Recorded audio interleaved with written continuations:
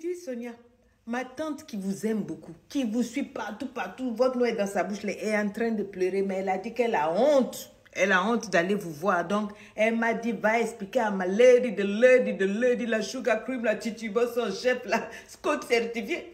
C'est qui m'a dit, mais wow. J'ai dit, hey, calmos. Elle dit, hey, Lady Sonia, listen to the story. Oh. Et puis, c'est dans ça qu'on est. Elle dit ceci que, hey, ma tante là, mariée à son homme, ils ont cherché enfant. Cherché IVF. Ça n'a pas marché. Qu'est-ce qu'ils n'ont pas fait? Ils ont voyagé à gauche, ils ont voyagé à droite, ils ont fait le tour du monde. Le seul endroit où ils ne sont pas allés chercher un enfant là, c'est au ciel. Ils ont prié Dieu, ils ont fait ceci. À la fin, ils se sont dit, bon, comme on n'arrive pas à avoir l'enfant, on a quand même nos petits moyens. On va seulement aller s'asseoir dans une église et puis on va prier. Si là-bas, ça ne marche pas, on va trouver une mère porteuse à qui on va donner l'argent. Et puis bon, les médecins vont nous aider pour implanter la semence là-bas et l'enfant va venir.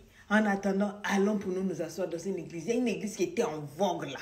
Une prophétesse, écris-moi ça, une prophétesse. Elle là, quand elle te prophétise, quand tu rentres dans son église, elle voit ton numéro de carte bleue, tac. Elle voit le numéro où tu habites, tac. Elle voit la couleur de ta gazinière. Elle voit même la couleur du caleçon que tu peux. J'ai dit, très répété, tout le monde parle d'elle. Quand elle dit quelque chose, c'est foita, c'est ça, c'est rien, c'est pas de gauche, donc il faut aller. Une femme qui était veuve, elle a été mariée 2 fois, elle a eu 8 enfants, elle a perdu 4 enfants, elle a ces 4 enfants qui sont là, donc elle est en train de servir le Seigneur et dans le pays, everybody is respecting her. Allons-y, on va prier là-bas, c'est sûr que celle-là, non, c'est sûr qu'elle va nous trouver une solution. On est allé à l'église, charmante atmosphère, dancing, on voit Dieu agir, les gens témoignent et tout, on s'est dit, this is the right place for us. On pose nos valises. Poser nos valises là. On a vu que maintenant la dame là, vraiment, il fallait tout faire pour se rapprocher. Tu donnes des offrandes, tu donnes l'argent, les gens donnaient par-ci, donnaient par-là.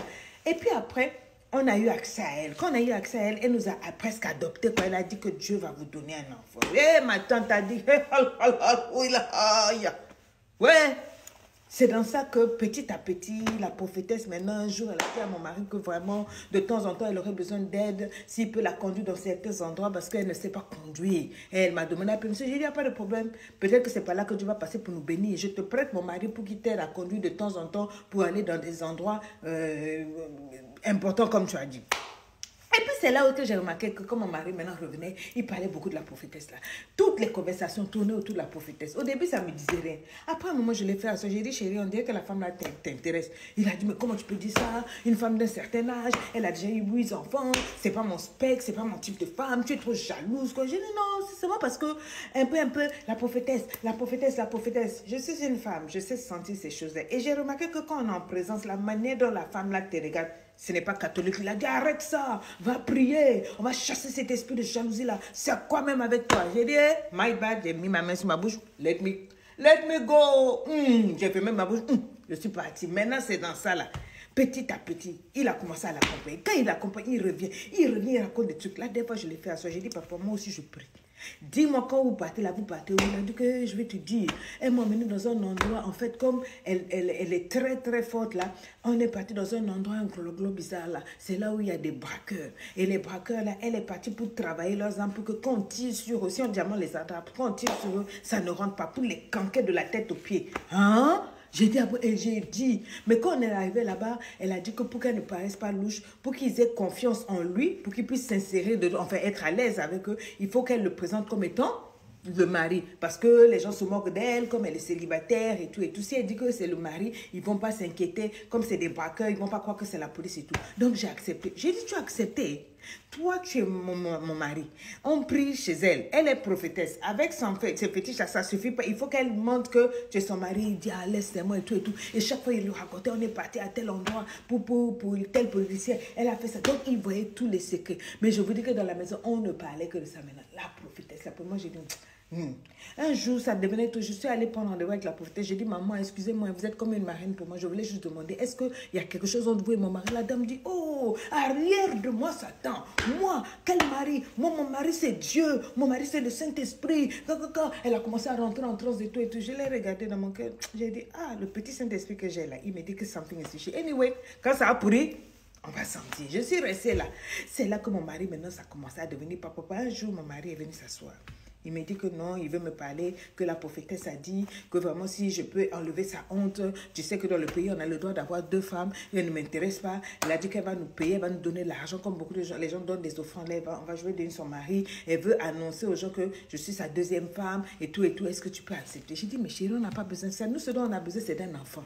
Ce que tu es en train de faire avec elle là, je ne comprends pas. Jusqu'à l'histoire qu'on va annoncer que tu es sa 2e femme, donc tu sors avec elle. Il dit non, je ne sors pas avec elle et tout. J'ai dit, quand j'ai commencé à lui parler là, mon mari, pour la première fois que l'on est marié, a levé la main sur moi. C'est comme si je l'avais attrapé dans quelque chose. Il est devenu bizarre, il est devenu ceci, comme envoûté. J'ai dit, il m'a battu jusqu'à je me suis dit non, il y a quelque chose qui ne va pas.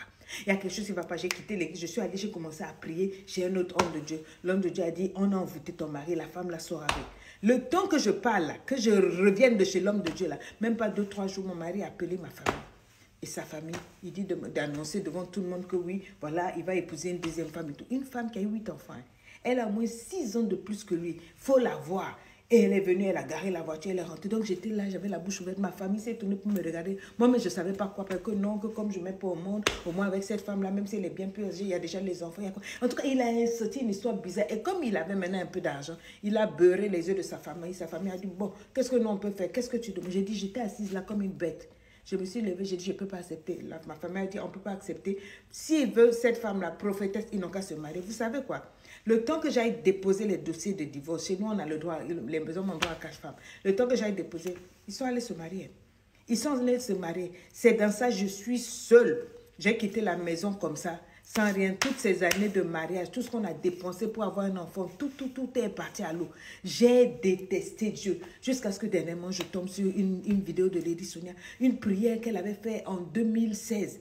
Et ça fait le tour, je crois que ça a des millions de vues. C'est cette vidéo-là qui m'a délivrée. C'est comme si on m'avait envoûté, j'avais comme des écailles qui tombaient. J'ai pleuré toute la nuit. Quand je me suis levée le matin, c'est comme si je venais de renaître. Et là, je vais beaucoup mieux. Je suis sortie de la dépression. J'attends que mon divorce soit prononcé. En attendant, j'ai investi dans mes business et j'ai dit, Dieu, c'est une affaire entre moi et Dieu. Mais maintenant, mettre une femme ou bien quelqu'un entre Dieu et moi là, non, non, non. J'ai voulu témoigner. Voilà, la femme a témoigné. Donc, son mari là, est devenu le mari de la prophétesse. Ils ont maintenant l'église, ils sont ensemble, ils continuent. Et puis elle prend sa route de l'autre côté.